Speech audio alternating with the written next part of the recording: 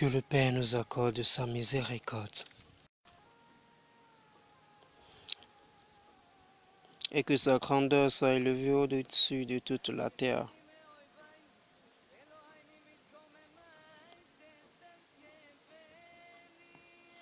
Dans le nom de Jésus.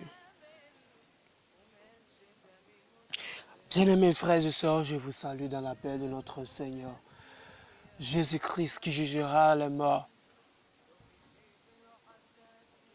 et les vivants.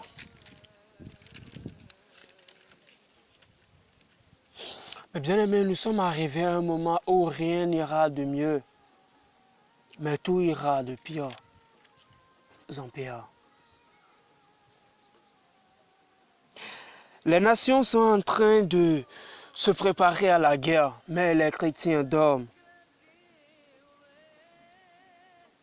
Les fils de la perdition se multiplient, les sorciers s'acharnent de plus de trouver les clients, les victimes, mais le chrétien dort.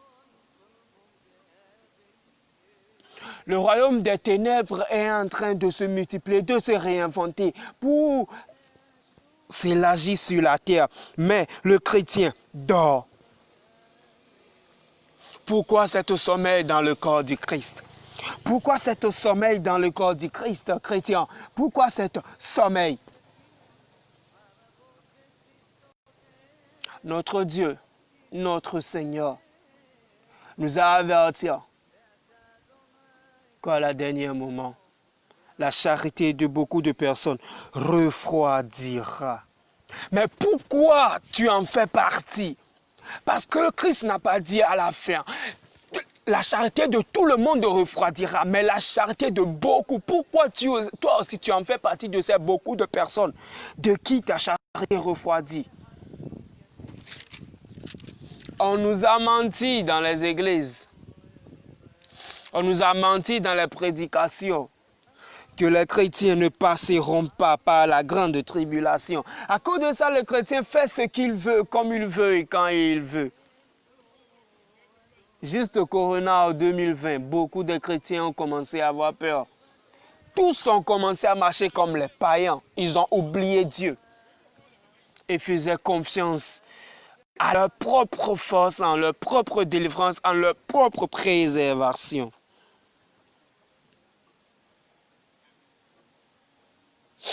Ô Éternel, fais grâce à nous, tes enfants. Bien-aimés, bien-aimés, le Seigneur est à la porte et Satan aussi le sait. Les démons le savent aussi. Oh oui, eux aussi, ils le savent. Mais la question ou ce qui fait ou ce qui donne la peur est que le chrétien, lui, il est ignorant de cela. Tous les chrétiens crient Jésus revient, mais ce n'est pas tous les chrétiens qui savent que Jésus est à la porte pour de vrai. Les chrétiens négligent les voies du Seigneur. Les chrétiens se donnent à la distraction dans ce moment dans lequel on se trouve. Le Seigneur Jésus-Christ, ceux qui n'ont pas d'âme, vendez tout ce que vous avez et achetez-vous de l'épée. Mais aujourd'hui, le chrétien préfère acheter la distraction avec ses temps, avec toute sa valeur. Le chrétien préfère acheter les jougs étrangers avec tout son temps et toute sa possibilité. Si Satan était capable de transporter... Alléluia. Alléluia. Alléluia. La Bible dit les démons savent que Jésus-Christ est Dieu et eux-mêmes ils tremblent au-devant de lui. Mais est-ce que les chrétiens d'aujourd'hui savent aussi que Jésus-Christ est Dieu et il nous faut une totale soumission à lui? Est-ce qu'on le sait? Pourquoi le chrétien dort? Pourquoi le chrétien n'a-t-il pas acheté de l'épée? Comme la parole du Seigneur. Mais le chrétien préfère vendre tout son temps, toute sa possibilité, acheter les vaines gloires. Vendre tout son temps, toute sa possibilité, acheter l'esprit de commérage. Vendre tout son temps, toute sa possibilité, acheter l'esprit de vengeance. Vendre tout son temps, toute sa possibilité, acheter l'esprit de prostitution. Mais le Christ, notre Seigneur Jésus a dit, achetez-vous de l'épée. Au lieu de se préparer à la guerre, on se livre de jour en jour. Pourquoi, chrétien, dors-tu? Chrétien, pourquoi tu dors? Chrétien, pourquoi tu dors? Beaucoup disent, non, je ne dors pas, je sors chaque instant pour l'évangélisation. Je lis ma Bible, je prie. Mais est-ce que tu te prépares pour la venue de notre Seigneur Jésus? Se préparer pour la venue de notre Seigneur Jésus n'est pas de crier, je suis prêt. N'est pas aussi de crier dans les rues, Jésus-Christ revient bientôt. Mais c'est de s'examiner. Est-ce que ma vie est conforme à la parole de l'Éternel, mon Dieu? De notre Seigneur Jésus. Mais le chrétien préfère le sommeil plus que le réveil. Alléluia. La Bible nous dit, dans le livre de Matthieu, chapitre 25, le verset 14, le royaume des cieux sera comme un homme qui partant pour un voyage appela ses serviteurs et leur... Alléluia. Le royaume des cieux, il en sera comme d'un homme qui partant pour un voyage appela ses serviteurs et leur remit ses biens. Il donna 5 talents à l'un, 2 talents à l'autre, et 1 au troisième. Et soulignez ceci, à chacun selon sa capacité. Et il partit. Alléluia. Le Seigneur nous dit à chacun selon sa capacité et il partit. Il appela un, il lui donna 5 talents. Il appela l'autre, il en donna 3. Il appela encore l'autre, il en donna 1. Celui qui a reçu les 5 est parti le fructifier. Celui qui a reçu les 3 est parti le fructifier. Mais celui qui a reçu 1 est parti l'enterrer. Est-ce que tu es comme celui qui l'a reçu pour partir l'enterrer? Pourquoi? Alléluia. Alléluia.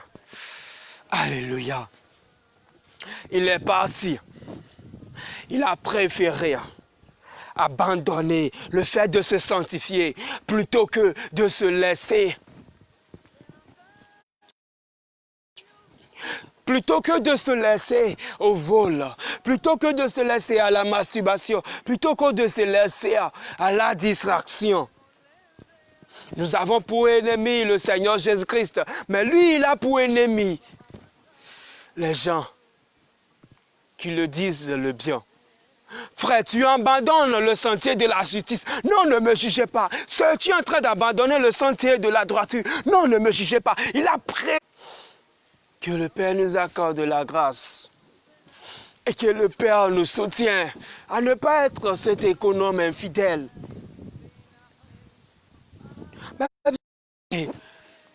Mais bien aimé,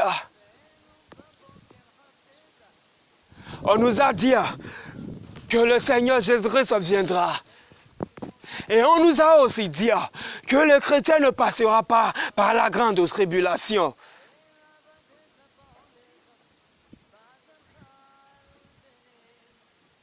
Mais l'apôtre Paul nous dit, mais qui vous a déçu? Vous courez bien. Qui vous a fasciné? Qui vous a trompé?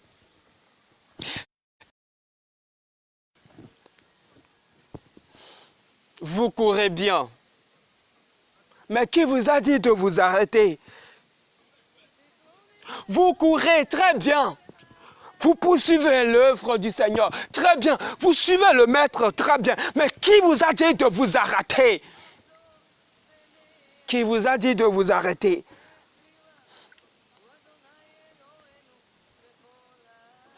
Qui vous a demandé? Il est écrit dans le livre de Galates au chapitre 2, le verset 20. J'ai été crucifié avec Christ. Et si je vis, ce n'est plus moi qui vis, c'est Christ qui vit en moi. Alléluia. Et beaucoup de chrétiens connaissent ce verset. Et ils le récitent comme des récitations. Mais celui qui l'a écrit, l'apôtre Paul, ne faisait pas de récitation, ne faisait pas aussi une confession de foi, mais il disait ce que lui, il vivait. Il dit, si je vis désormais, je ne vis pas pour moi. Si je marche désormais, je ne vis pas pour moi. Si je prêche désormais, je ne prêche pas pour moi. Je ne me prêche pas aux nations, mais je prêche Christ aux nations. Je ne vis pas pour les nations, mais je vis pour Christ, mon Seigneur. Que l'Éternel nous fasse grâce. Que l'Éternel fasse grâce à son peuple, à sa nation. Beaucoup citent les versets bibliques comme les livres romantiques. Ils prennent la parole de Dieu comme si c'était une récitation. Ils prennent là, Romains chapitre 8, le verset 1. Ainsi, il n'y a plus de condamnation pour ceux qui sont en Christ, ceux qui vivent selon l'esprit et non selon la chair. Ils le prennent. Galates au chapitre 2, verset 5, ils récitent. Romains chapitre 8, verset 12, ils récitent. Luc chapitre 1, verset 75, ils récitent. Matthieu chapitre 3, le verset 15, ils récitent la parole de Dieu comme de la récitation. Mais ceux qui l'ont écrit, ceux qui ont fait cela, ceux qui ont vécu cela, ne récitaient pas de la poésie, mais racontaient leur propre vie à travers le Seigneur Jésus. Quand le livre de Galates au chapitre 2, le verset 20 nous dit, si je vis, ce n'est plus moi qui vis. Ce n'est pas une poésie, ce n'est pas une lettre d'amour adressée au livre de Galates, aux chrétiens de Galates. Mais c'était l'expérience de vie. C'était la dimension dans laquelle l'apôtre Paul était. Mais aujourd'hui, on prend la parole de Dieu comme des récitations parce que le chrétien préfère dormir plutôt que de servir son Seigneur.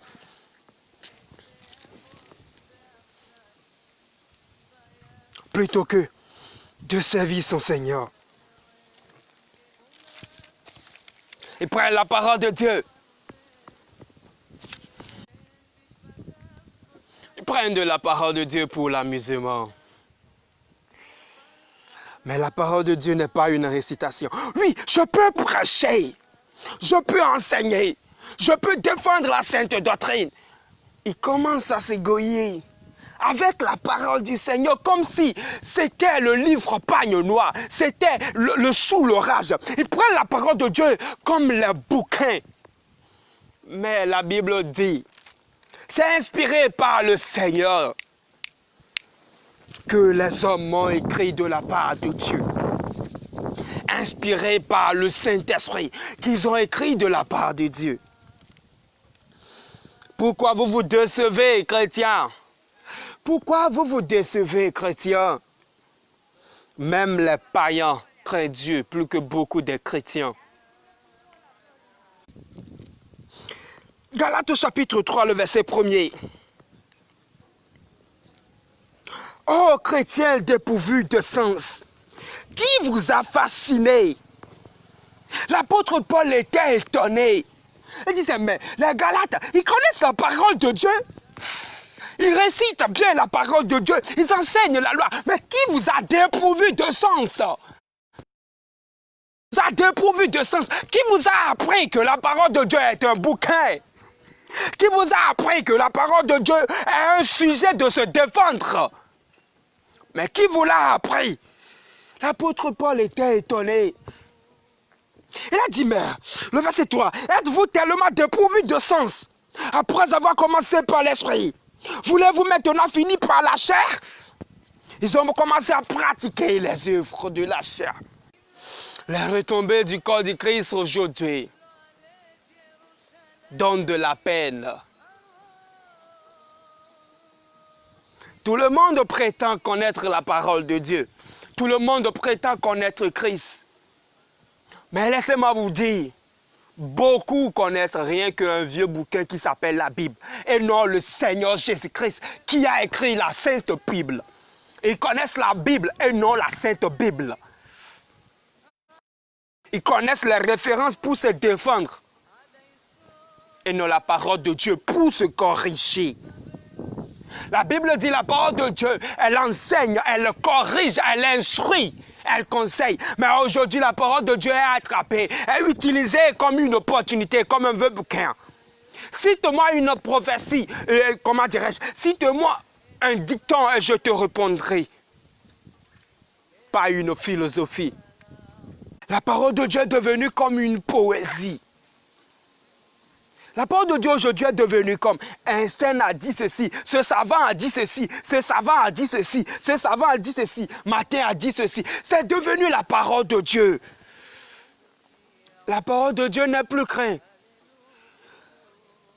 Vous ne craignez, beaucoup ne craignent plus la parole de Dieu. Beaucoup comme le livre des savants, comme le livre des savants. Mais la parole de Dieu n'est pas un livre des savants, bien-aimés. Réveillez-vous. La parole de Dieu corrige, enseigne. La parole de Dieu est utilisée aujourd'hui pour se défendre. Ce savant a dit que selon la thèse de Pythagore, selon la thèse de Martin, selon la thèse de Einstein, c'est devenu la parole de Dieu. Mais depuis quand? Oh chrétien, qui vous a fasciné ainsi? Qui vous a fasciné ainsi, chrétien? Qui vous a fasciné ainsi? Depuis quand la parole de Dieu ne corrige plus et tu es à l'aise et tu n'as même pas honte. Et tu n'as même pas honte. Tu n'as même pas honte.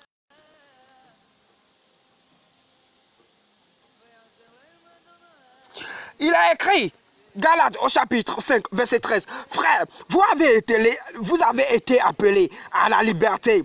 Seulement ne faites pas de cette précepte. Ne faites pas de cette liberté un précepte de vivre selon la chair. Ne faites pas de cette liberté un précepte de vivre selon la chair.